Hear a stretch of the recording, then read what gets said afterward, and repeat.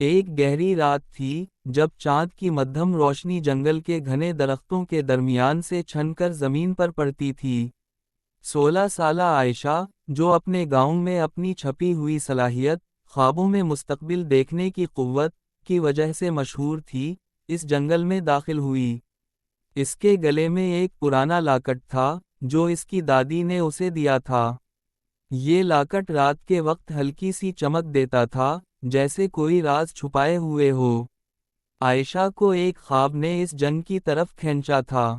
اس نے دیکھا تھا کہ جنگل کے دل میں ایک قدیم کنواں ہے، جس میں گاؤں کا سب سے بڑا راز چھپا ہے۔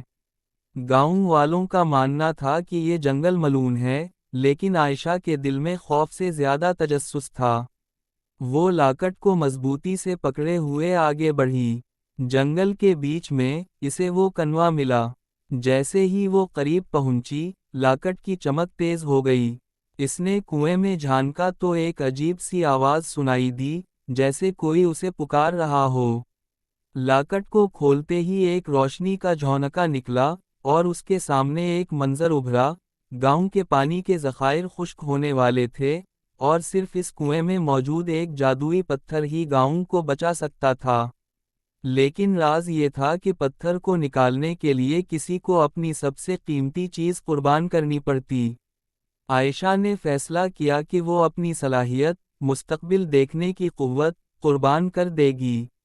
اس نے لاکٹ کنویں میں ڈال دیا، اور ایک زوردار روشنی کے ساتھ پتھر باہر نکل آیا۔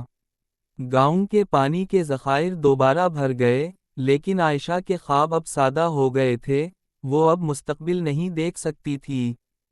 گاؤں والوں نے عائشہ کو ہیرو مانا، لیکن وہ جانتی تھی کہ اس نے اپنی سب سے بڑی طاقت گاؤں کے لیے قربان کر دی۔ لاکٹ اب خاموش تھا، لیکن اس کے دل میں ایک نیا راز جاگ اٹھا تھا، قربانی کی طاقت۔